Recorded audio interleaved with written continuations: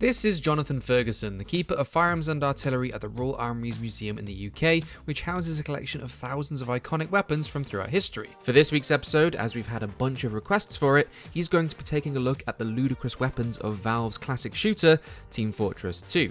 We've got a Magnum-style revolver. I happen to have freeze-framed right at the point where I can see that there's no bore in the barrel. It has no way for the bullet to get out. If there are any other games, guns and mechanics that you guys want to see Jonathan break down, let us know in the comment section below. Make sure to subscribe for more videos like this one, and if you'd like to help out the Royal Armouries Museum and continue to support Jonathan's work, check out the links in the description of this video. Right, over to Jonathan.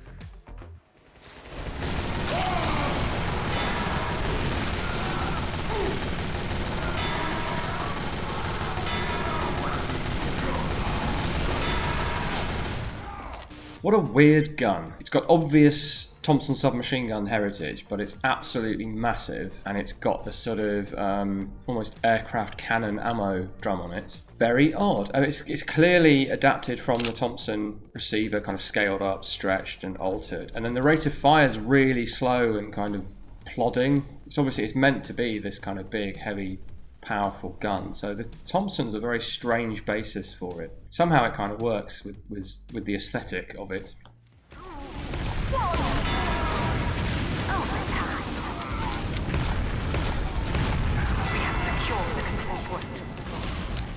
This gun seems to work on Warner Brothers logic. You open it up, it's like a double-barreled M79 inspired grenade launcher, obviously.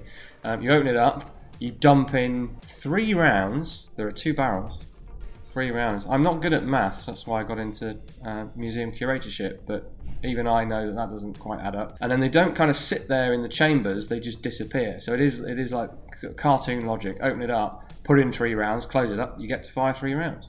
Looking at the 3D model, the grenade tangent sight has sort of made it onto this model in a really hyper stylized way, with just sort of spikes sticking out from the inside of the sight frame.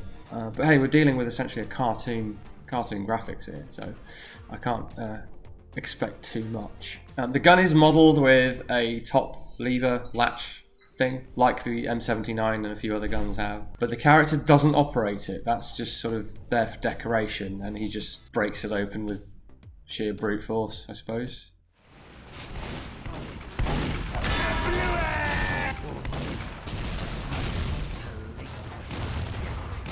Wow, this is a very strange game. I saw the name, I saw what the weapon was supposed to be. So it's a German First or Second World War, I think, steel hand granate, a stylized version of a stick grenade. So you would ignite it originally by pulling a cord, and you'd throw it, and it's even called the Ullapool Caber. Now I gathered that the character class is meant to be a Scotsman. So there's obviously a connection to the character in some way, but the word caber implies, for want of a better word, tossing. And a stick grenade is tossed, but not this one. This one, you hit people with it and it blows up and somehow doesn't frag you, only frags them. And then you have a sort of jagged headed club you can keep hitting people with. None of this will be new to those of you who played Team Fortress 2, but it was new to me. Not how grenades generally work, it has to be said.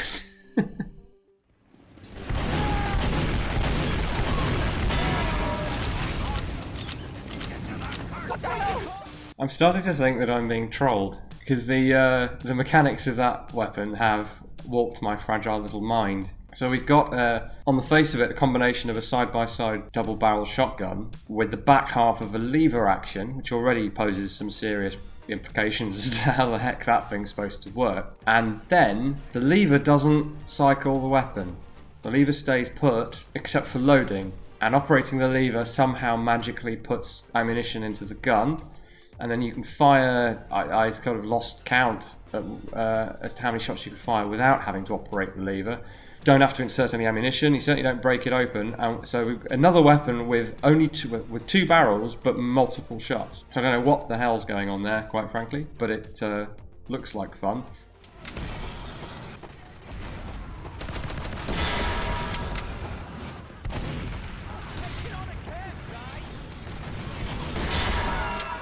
I absolutely hate this word in this context, but there's a lot to unpack here.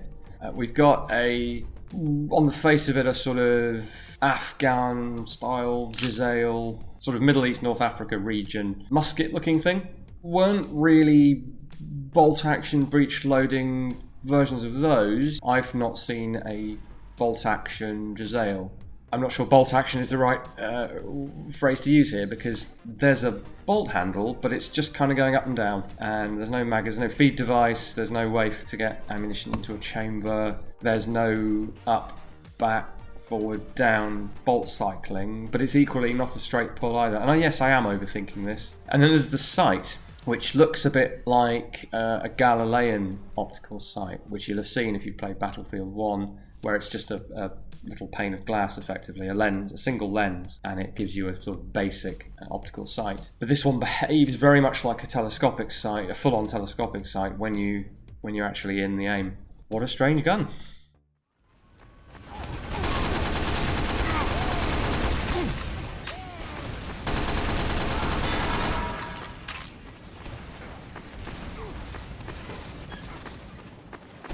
I was going to say this is quite a conventional looking submachine gun / machine pistol, but no, there's nothing conventional about this game at all. It does bring to mind the French Mat 49. I'm getting slight vibes of the Mauser Schnellfeuer as well. It's quite a plausible looking design compared to the things we've seen so far. You know, you could make a gun that looked, well, amusingly, you could probably make a gun that looked exactly like that. It's firing from a closed bolt, so I can't quite believe I'm analysing this to this degree, but yeah, and as we've seen, you can get submachine guns that fire from the closed bolt position. It's got a cocking handle on the left-hand side, so ergonomics are perhaps a consideration in this universe, despite people having sort of dinner plate-sized hands. I don't know.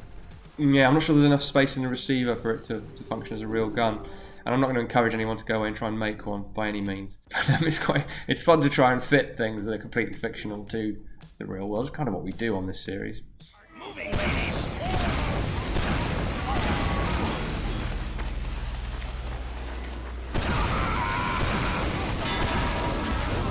I'm getting real Quake / Quake 2 vibes from that rocket launcher, but it has got this pseudo RPG-7 model that makes it look somewhat realistic. It kind of feels silly commenting on the realism of these things, but the character kind of wafts at the muzzle to load several rocket warheads, and they can just be fired in series from there. So again, no feed device, no magazine, no means of loading. You all know this already, of course, but recoilless weapons and rocket launchers are, with the exception of the things like the M202, where you have multiple tubes, they are single shot. You know, you load a single round in, you fire the single round because of how they work. Of course, perhaps the least realistic aspect of rocket-type weapons in less realistic games like this is the infamous rocket jump, where you shoot the rocket into the ground and create a sort of pseudo-physics effect where you are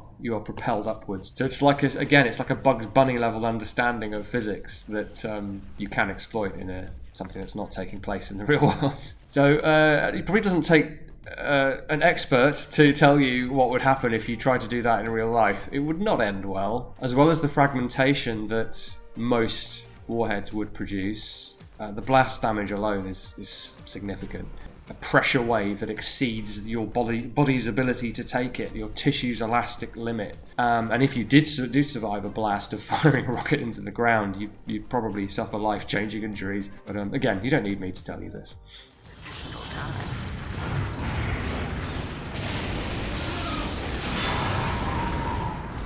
We've got a flamethrower. The flame effect is pretty rudimentary because of the graphics era and aesthetic that we're looking at, so it's not like super realistic, horrific. The basic design of the nozzle with the igniter and the actual jet of fuel is somewhat plausible. The big glaring difference is that this does seem to use some sort of gas, which is actually consistent with how it's shown, how the flame is shown. And we see at one point an alternative fire mode that is just the gas without the igniter, and that redirects to an incoming rocket, which is quite fun.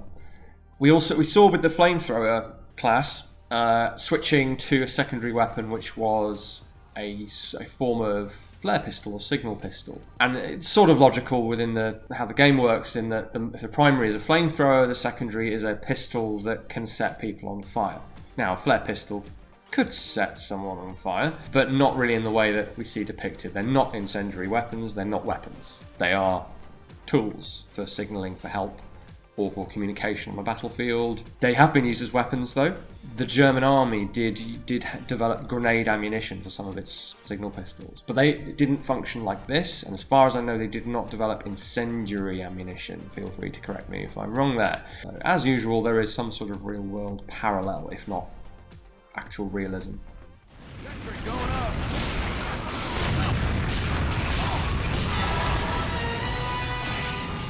This one's a bit different. This is something much more realistic looking, and I have had to cheat and look it up. It is a promotional weapon that cross-promotes with Deus Ex, Human Revolution. And although it's based on the SRM Arms rotary mag shotgun, it's almost like a revolver cylinder, but it's the magazine feeding the barrel above. Although it's got that very sort of specific feed system, the gun in this game does not use that at all.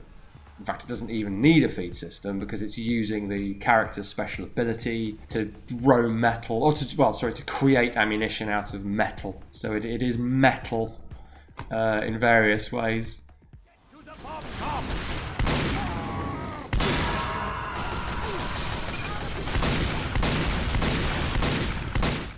We've got a Magnum style revolver. I happen to have freeze framed right at the point where I can see that there's no bore in the barrel. So although it's got quite a lot of texture detail compared to some of the other weapons in the game, it has no way for the bullet to get out.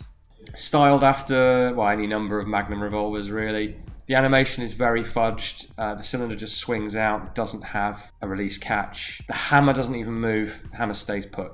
And I think it's interesting to think that if a Team Fortress 3 did come out, I think they would add that level of detail to the animations, because even for a hyper-stylized game like this, people have expectations of things that move and look realistic.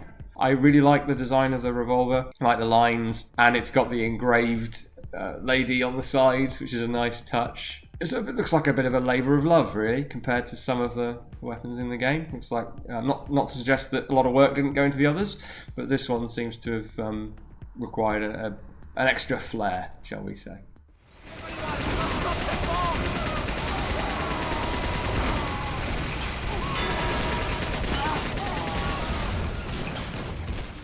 That's a bit of a left field weapon there. So the syringe gun, they obviously needed some sort of offensive weapon, and they themed it to that medic character by having it shoot, instead of bullets or nails or something, it shoots syringes. The mechanics of it are a little bizarre.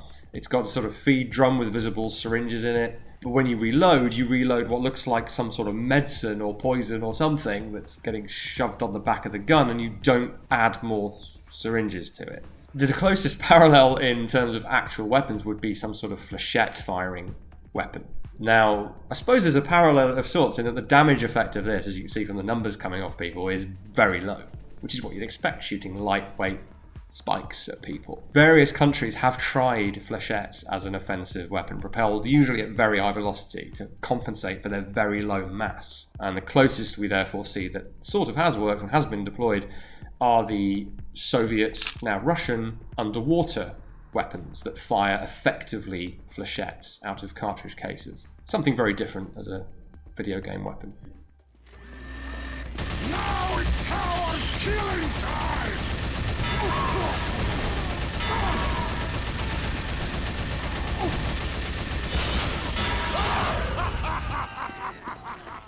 I am familiar with the minigun, Gatling gun from the Team Fortress games. This is obviously a sort of a variant of it that's a throwback to the Gatling gun, Richard Gatling's 1862 design, very similar in fact to the model one that's on the table behind me. A couple of things right out the gate. I think for the steampunkiness of it, it's got the front sight support sort of, bracket and the front sight sticking up. But there's no way to use it as a sight. In fact, the rest of the gun blocks it from use as a sight. The other thing that stuck out for me was the feed device. The drum on this is underneath the gun.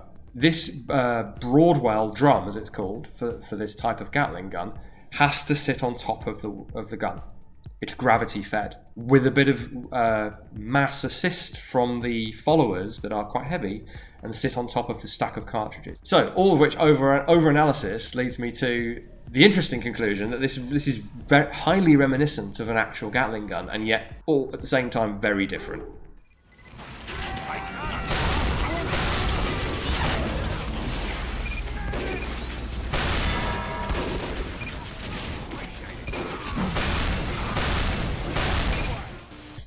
Well, put it this way, it's the closest one I've seen to a real-world weapon, and that real-world weapon is behind me. It's the M202 Flash, which is actually a flamethrower, believe it or not. It's a rocket launcher that's a flamethrower. But we can tell that this is based directly on the Flash from some of the design cues. So there's a sort of hasp on top of it, which on the real thing behind me is used to keep the front panel locked in place. You flick the catch, drop down the front, and exposes the 4 rockets. And there are a couple of other features, as well as the general configuration that are taken from the M202, which, if you've seen it anywhere, you've seen it in the 1985 classic Commando, starring Arnold Schwarzenegger. The handle, the grip is different. There's all sorts of differences. The key difference being that it has only one launch tube, even though it fires multiple shots. So this is a real theme of Team Fortress 2, is that one chamber can fire multiple shots, or in this case, one launch tube can fire multiple shots.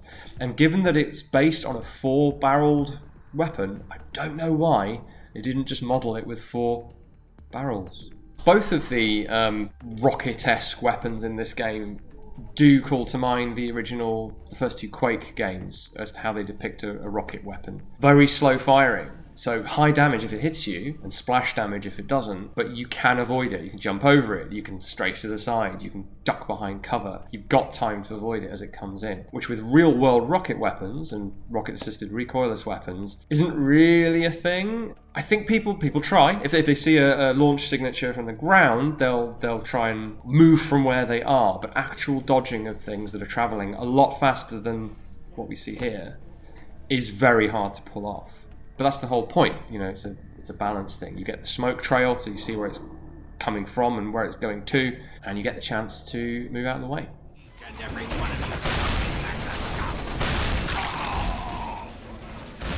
If you would like to support the Royal Armouries, well, you can come and visit us imminently here at Leeds and also down at Fort Nelson, hopefully in the not too distant future at the Tower of London as well.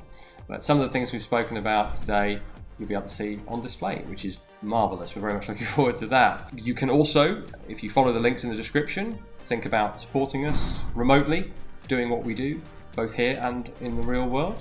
But mainly, we just thank you for watching and see you again next time.